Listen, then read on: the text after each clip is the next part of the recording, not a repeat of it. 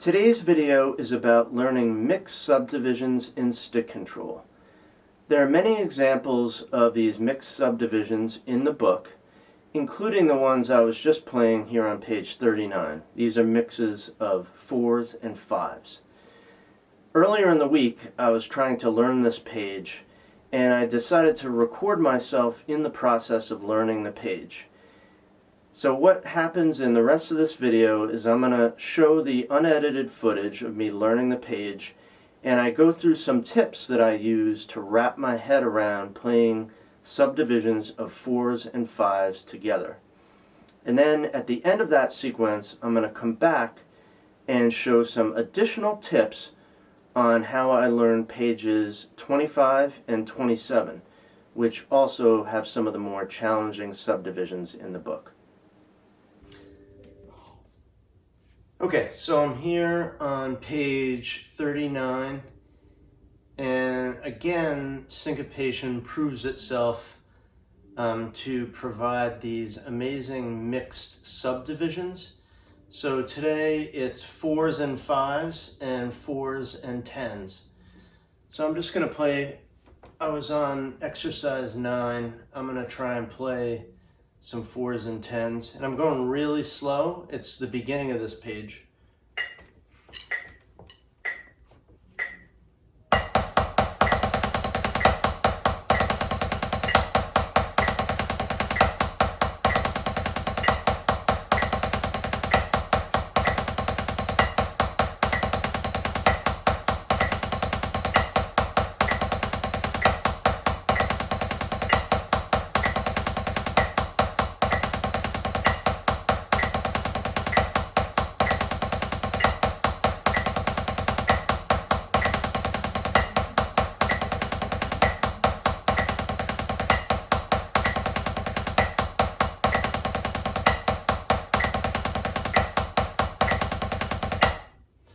So that's sort of how this exercise goes. And you can see I'm playing doubles and I'm really playing 5s, but each one is 2 on a hand.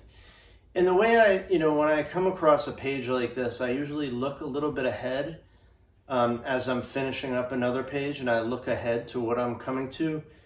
And like the exercises above this on the page, tonight I did it around 77, and to get comfortable with the 4s and 5s, before I even play the exercises, I'll just play a bar of 4s and a bar of 5s like this.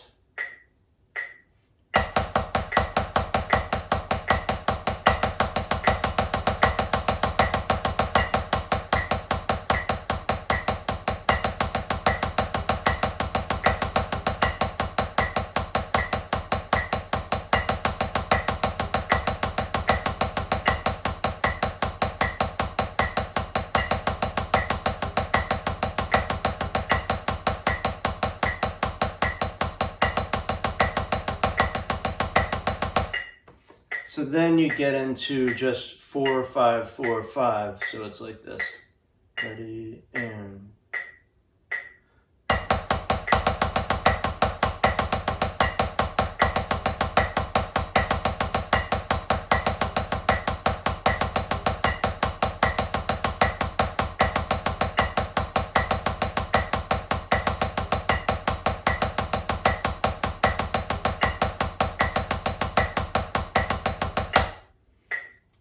So these mixed subdivisions are, I'm convinced it helps you better get your subdivisions down, understanding really specifically what these rhythms are and really learning the rhythms. The other thing that's happening is, in terms of, the name of the book, stick control, because the subdivisions are mixed, it's going 4, 5, 4, 5. Every time you finish up the 5 and you come back to the 4, you kind of have to put the brakes on with your hands. And it's similar in other parts of the book, like the previous page had 4s and 3s and 4s and 6s, and then very early on pages 8 and 9, when I did a video about pages 8 and 9 in the beginning, it just had, 8 notes and triplets. So 4s and 3s mixed together. And, working with these rhythms, but particularly back to back, having mixed subdivisions in one bar is pretty cool. So that's how I get into these exercises. When I'm starting out a page, I'm playing wicked slow like this. Like I'm playing at 77 right now at the top of page 39.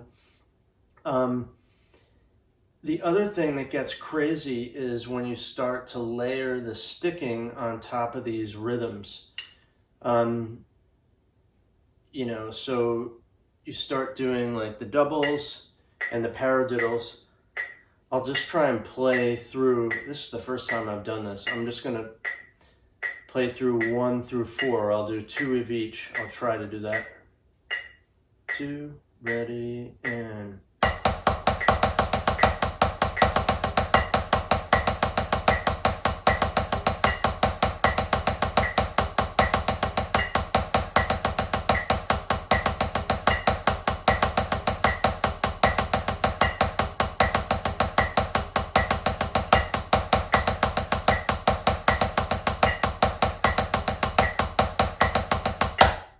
So you get the 5 is always singles, alternating sticking. And then, you go through the singles, the doubles, the right-handed paradiddle, the left-handed paradiddle. Then you start adding, you play the 5s, starting with exercise 5. You play those with a double and then 3 singles. So you're sort of subdividing the 5 into 2 and 3. So the first one is like this.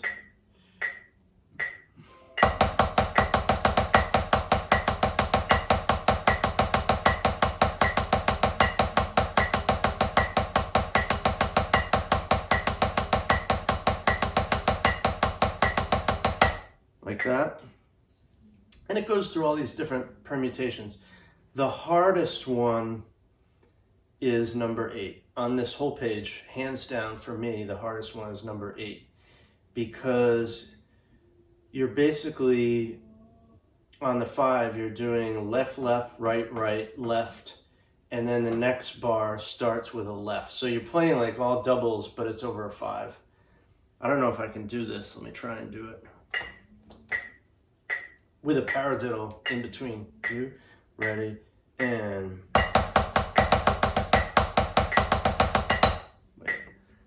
Hold on, so I have an exercise, another one that's not on the page, that I used to get into this, and it's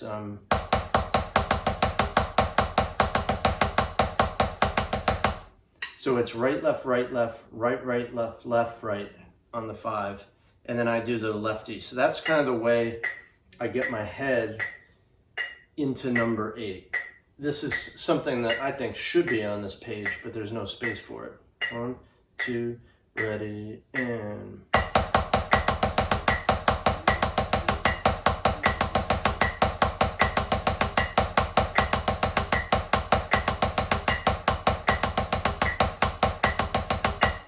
And then the lefty version of it would be 2, ready, and...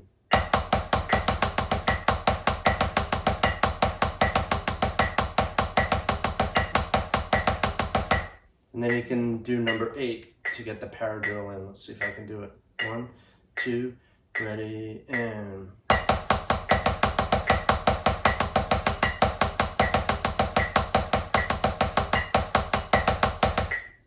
See, it's as soon as I start thinking, I mess up. And this is the cool thing about stick control. Another cool thing, it's kind of like meditation.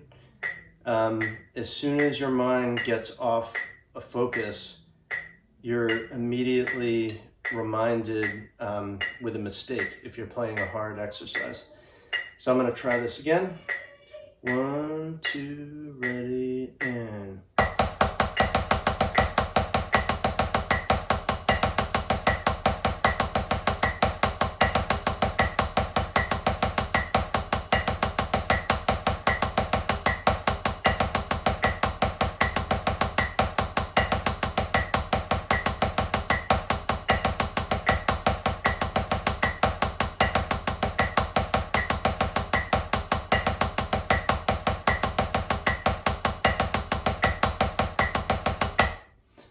So that's how that goes. I'm just checking in, and I think this is all going to be part of my last stick control video to say I'm done with the book. It's getting tight to finish by the end of the year, but I wanted to show you this stuff. These rhythms are really, really cool, and what it does to your head. I wanted to kind of show in real time what this is like, you know, on day 1 or day 2 of a page. When you're trying to learn, this is a challenging page. Some of the other pages, you look at it and it's like, this is easy. I can crank the metronome up and just work on speed. But some of these really challenge your brain in terms of the rhythms and the stickings on top of the rhythms. So anyway, hope you're having fun wherever you are and whatever you're doing. See you later. So right now I'm going to play exercise number 13 on page 25, just so you can hear what it sounds like, and then I'll quickly talk about how I got that rhythm down.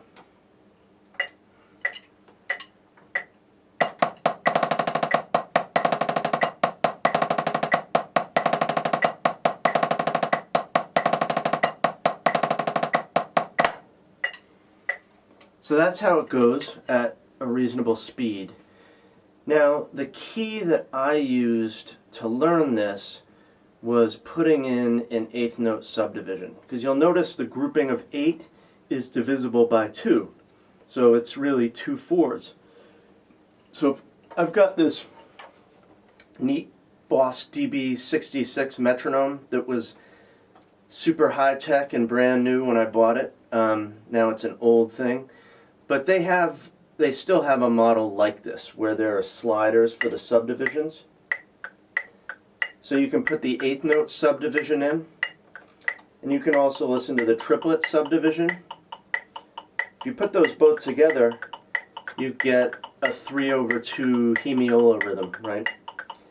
So the key to me was hearing that rhythm for the triplet.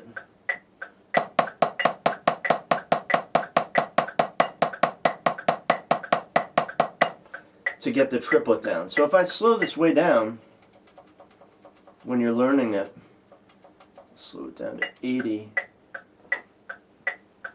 you think of the 3/2 for the triplet. 2, ready, and.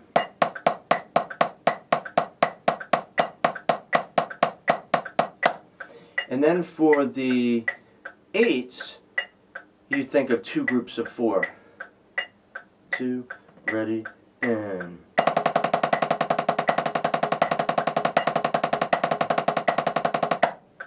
So putting it together, you get. I'm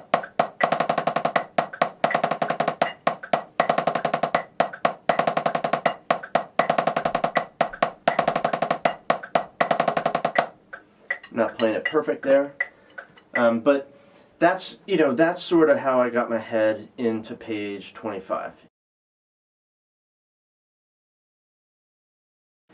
So now here I'm going to go over page 27. So 27 is again groupings of 5. So you've got an 11-stroke roll where the main body of the roll is 10 beats, 10 hits.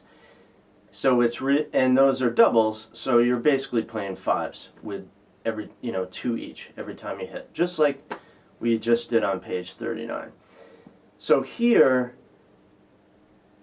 what I did, the first thing is, it's in 6/8, but I just think about it as 2 beats per bar, right? So there are 2 bars of 6/8, so I think about it as 2 beats per bar, and like many of the other exercises in the book, I just simplify it because I'm lazy, so my metronome is still set to 4/4, and it's 2 bars. So 1 bar of 4/4 is like the 2 bars of 6/8.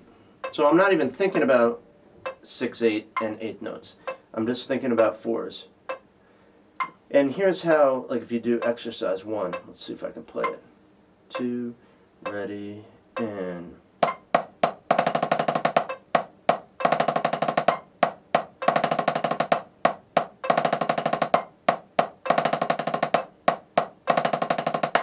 That's how that goes, right? And if you do another cool thing that I'll probably talk more about when I finish the book is exercise 7, you're just taking a beat off, which is pretty cool.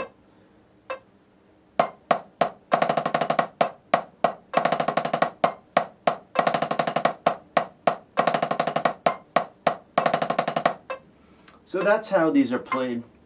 The trick that I did here, when I came across this page, it's like, whoa, 10, that's difficult, right? It can seem almost insurmountable when you don't have any reference. So what I did is now here I'm using my,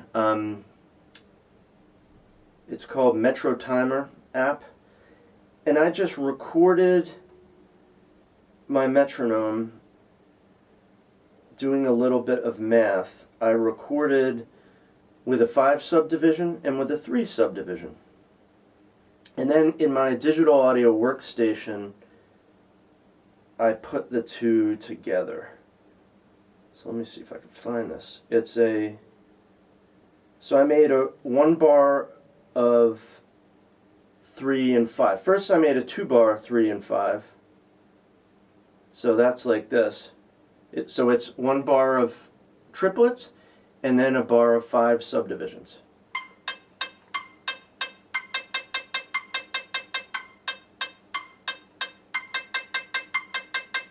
So I just concocted that in my digital audio workstation.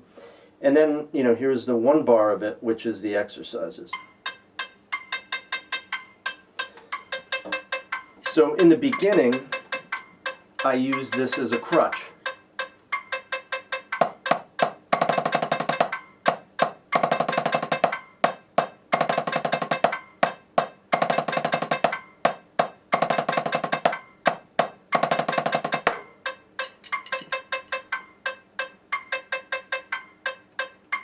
So the point is, you got to get this done, do whatever it takes.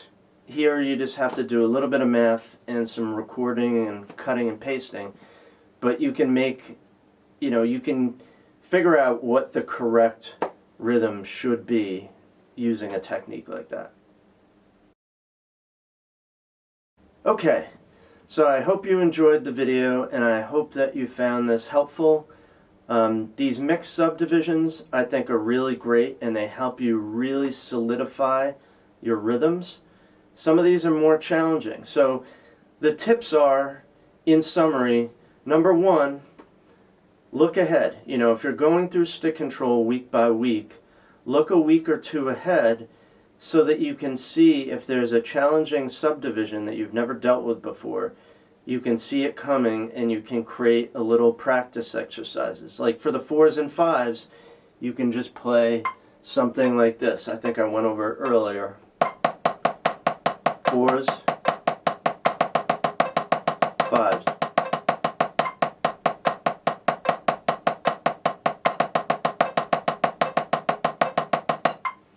So you can do an exercise like that while you're in the previous week to start to wrap your head around the weird subdivision. So that's tip number 1.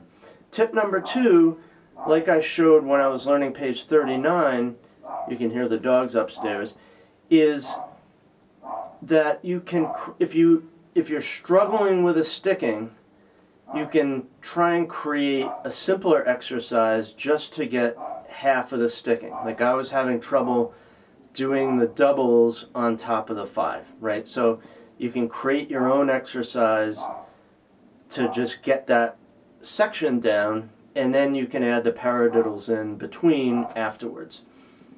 And then the third tip is, we all have computers and pretty sophisticated metronomes these days, so you can create a metronome, a custom one, using a digital audio workstation like I did.